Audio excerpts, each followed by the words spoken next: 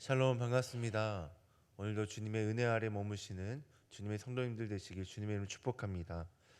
오늘 우리가 함께 읽은 사무엘상 25장은 어제부터 함께 나누었습니다.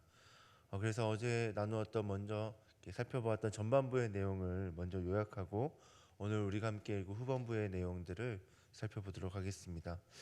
25장의 전반부를 보면 이 행실이 악한 부자 나발이라는 사람이 나옵니다.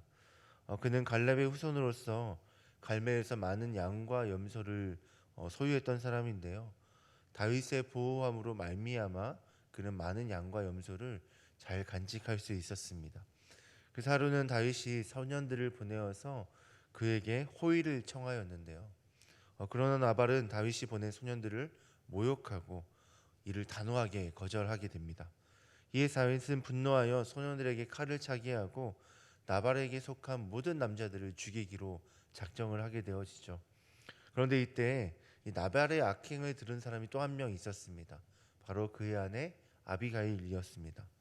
하인에게 자신의 남편의 악행을 들은 아비가일은 나발을 대신하여 다윗에게 용서를 하기 위해 찾아 나섰는데요.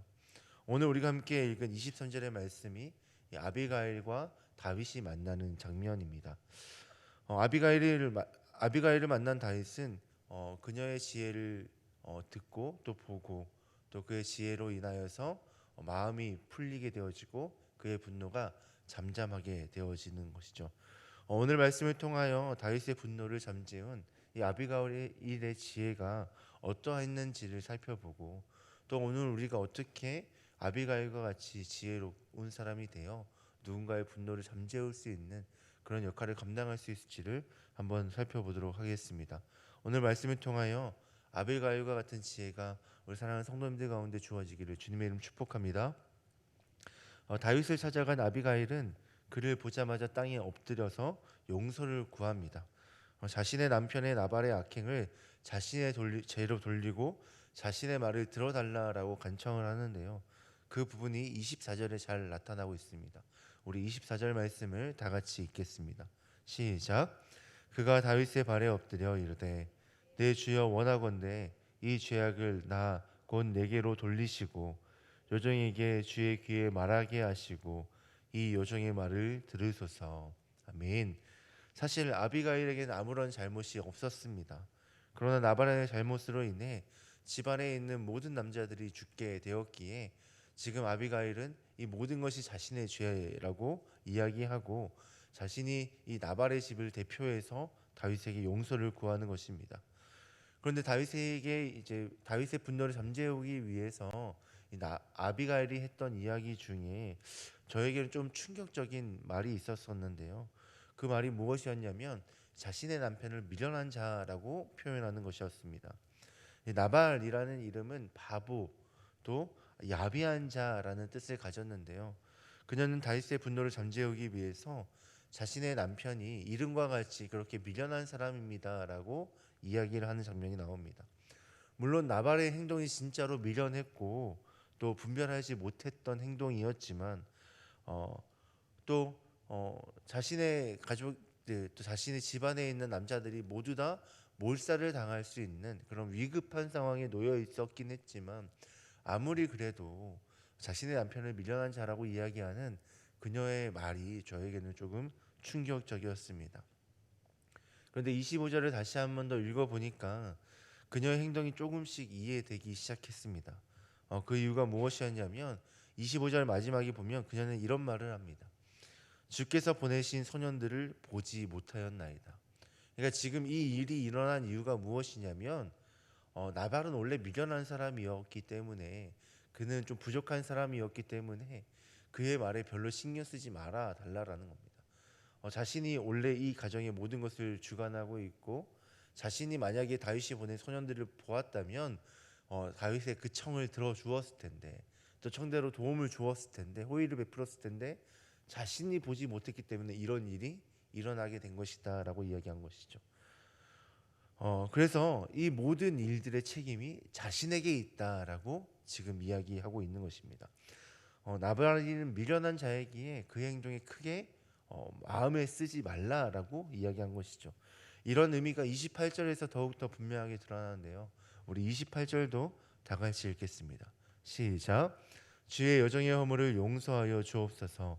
여호와께서 반드시 내 주를 위하여 든든한 집을 세우시리니 이는 내 주께서 여호와의 싸움을 싸우시며 내 주의 일생에 내 주에게서 악한 일을 찾을 수 없음이니이다. 아멘. 28절 처음에 보면 여종의 허물을 용서해 달라라고 이야기합니다. 그러니까 지금 나발의 집의 모든 형편들을 자신이 돌보고 있고 또 다윗의 소년들이 왔을 때 자신이 맞이했어야 함이 마땅함에도 불구하고 자신이 그렇게 하지 못했기 때문에 이 모든 것이 자신의 허물이다라고 이야기하는 것이죠. 지금 이 집의 가장이 자신인데 자신이 마주하지 못했고 자신이 그 다윗이 보낸 소년들을 응대하지 못했기 때문에 이런 어려움이 생긴 것이다. 그러니까 자신의 허물을 용서해 달라라고 이야기하는 것입니다. 그뿐 아니라 다윗이 지금 분노를 잠재우지 못하면 앞으로 이스라엘의 왕으로서 오명을 남기게 될 것이다라고 그녀는 이야기하면서 설득하는데요. 아비가일은 이 말을 통하여 두 가지를 이야기하고 있습니다. 먼저는 다윗이 결국 하나님이 뜻하신 이스라엘의 왕이 될 것이다라는 겁니다. 그러니까 아직 다윗은 이스라엘 왕으로 이제 완전히 세움 받기 전인데 아비가일은 당신은 반드시 이스라엘의 왕이 될 것이다라고 이야기하는 것이죠. 그리고 또 한 가지는 분노로 살인을 저질러서 하나님 앞에서나 자신 앞에서 선한 일들을 행하여야 한다. 악한 일을 행하지 않고 선한 일을 행해야 된다라고 이야기하는 것입니다. 그러니까 당신이 앞으로 왕이 될 것인데 이 왕으로서 선한 길을 행하기 위해 더욱더 힘써야 되지 않겠습니까? 만약에 여기서 우리 집에 있는 모든 남자들을 죽이게 된다면 이 악한 일을 행하게 되어서 오명을 쓰게 될 것인데 그 일은 왕으로서 나중에 큰 오명이 되어 어려움이 될 것입니다라고 이야기를 하는 것이죠. 이러한 아비가일의 말을 들은 다윗은 그녀의 지혜를 칭찬하게 되어지고 그녀의 말대로 분노를 잠재우게 됩니다. 이 아비가일의 지혜로 이 나발의 집에 속한 모든 남자들이 구원을 받을 뿐만 아니라 다윗도 올바른 길로 나아갈 수 있게 되는 것이죠. 다윗도 자신의 감정에 취하여서 이 분노하는 마음을 잠재우지 못하고 이 나발의 집에 있는 모든 남자들을 죽이려고 했었는데 만약 아비가일의 그런 지혜로움이 아니었다면 아비가일의 그런 설득이 아니었다면 그는 반드시 그 나발의 집에 속한 남자들을 다 죽이게 되었을 것입니다. 근데 그 행동이 여호와께서 보시기에 선하지 않았을 것이고 악한 행동이 되었을 것이고 나중에 왕이 되었을 때 이것이 또 화로 불러오게 될 수도 있는데 지금 아비가일의 지혜로운 말로 인하여서 다윗도 올바른 길로 갈 수 있게 되었다라는 것이죠. 그러니까 아비가일의 지혜로움은 자신 주변에 있는 사람을 구원했을 뿐만 아니라 자신 주변에 있는 사람을 올바른 길로 인도했다라는 것입니다. 이게 지혜로운 사람이 가진 힘입니다. 그런데 우리가 어떻게 아비가일과 같이 지혜로운 사람이 될 수 있을까요?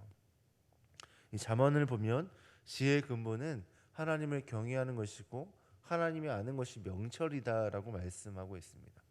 물론 오늘 우리가 읽었던 사무엘상 25장에는 그녀가 하나님과 교제했다, 또 하나님께 기도했다, 하나님의 말씀을 귀담아 들었다, 또 묵상했다 이런 말씀은 전혀 없습니다. 하지만 그녀의 지혜를 보았을 때, 또 그녀의 신앙심을 보았을 때 하나님을 향한 그 뜻을 헤아리고 분별력을 가지고 다윗에게 이스라엘의 왕이 될 것이다 말하지 않습니까?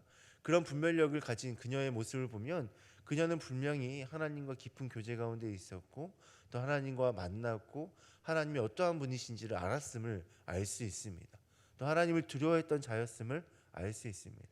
이렇게 평소에 하나님과 교제하는 삶을 통해서 그녀에게 지혜가 주어졌을 텐데 그 지혜로 말미암아 자신에게 속했던 모든 남자들을 구원했을 뿐만 아니라 다윗을 올바른 길로 인도할 수 있었던 것입니다. 사랑하는 성도 여러분, 오늘도 우리가 이 자리에 왜 나왔습니까? 하나님께 묻기 위해 나왔지 않습니까?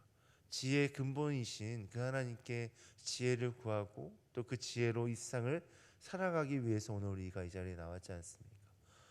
이렇게 오늘 우리가 기도하는 가운데 또 오늘 말씀을 통해서 오늘 우리에게 필요한 것이 하나님께서 허락하신 지혜인데 그 지혜로 우리가 어떠한 일을 행해야 될지 다시 한번 더 깨닫기 위해 이 자리에 나온 것이지 않습니까? 오늘 우리가 말씀을 묵상하고 또 기도하는 가운데 하나님과 더욱더 깊은 교제 가운데 하나님의 지혜의 근본이심을 알 뿐 아니라 하나님을 더욱더 깊이 알아서 명철함을 얻어 우리 주변에 있는 많은 사람들을 구원하고 또 그들을 올바른 길로 인도하실 수 있는 주님의 성도님들 되시길 주님의 이름으로 축복합니다. 기도하겠습니다. 하나님 감사합니다. 미련하고 우둔했던 우리를 불쌍히 여겨주시고 우리 가운데 찾아오셔서 지혜의 근본이신 주님이 우리의 지혜가 되어주시고 하나님을 더욱더 깊이 알아갈 때 이 땅을 어떻게 살아가야 될지 깨닫게 되어지는 명철함, 또 이 땅에 무엇이 옳고 그른지를 분별할 수 있는 분별력을 허락하여 주심에 감사합니다.